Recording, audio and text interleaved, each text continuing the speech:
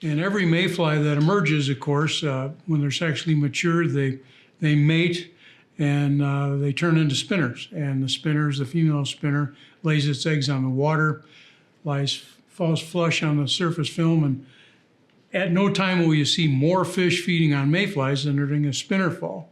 And a well-coordinated spinner fall is, again, you'll see so many fish feeding, but you never come away with thinking, by God, did I master that. They can be so tough to catch on spinners. But this fly is so easy to tie, floats well, is effective, and you can see it, and is very durable. And it, I think, fishes as well as any other mayfly spinner that takes a lot more time and effort to tie.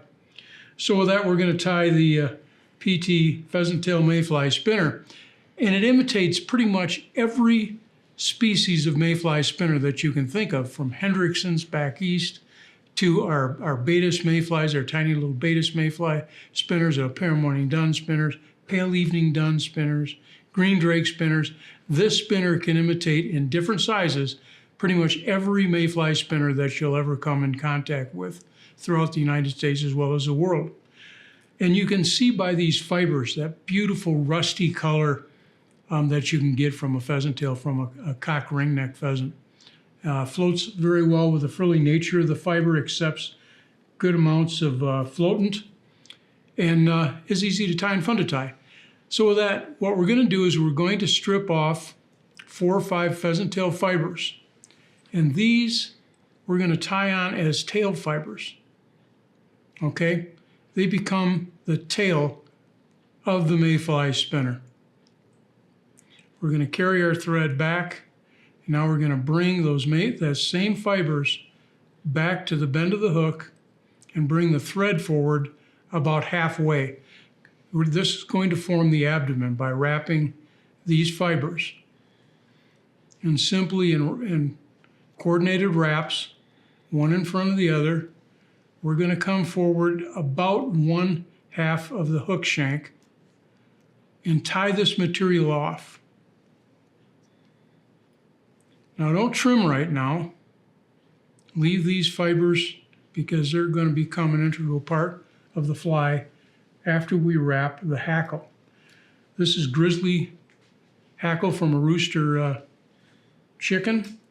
Very resilient, very stiff fibers that'll form the wings once we wrap this hackle for the wings. Tie that on right. Now with your hackle,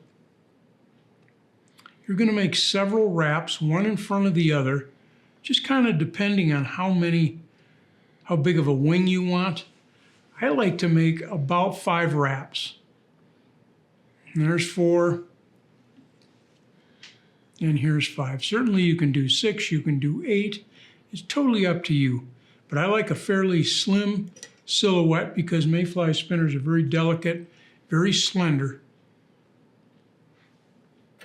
Tie that off and then trim.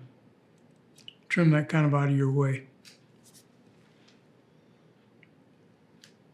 Now with these feathers, we're going to carry these feathers forward and go through the hackle, okay?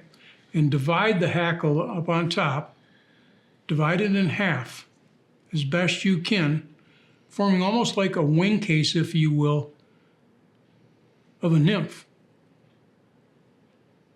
A couple wraps in front of it, and now you're going to whip finish.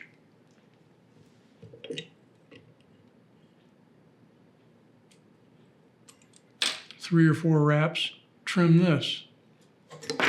Pull these fibers forward and trim off. You can trim them off flush.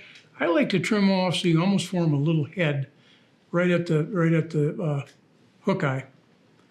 Now there's your spinner. Now what I'll do now is I'll trim the hackle off the bottom so that it lays flush on the water like a natural mayfly spinner. Very delicate, but this fly will float well. Notice the perfect spinner silhouette that imitates the wings, much like a marinero hackle spinner, tied entirely out of pheasant tail from the tail to the abdomen to the wing case. The only thing other than that we used was hackle fibers from a Plymouth Rock grizzly chicken.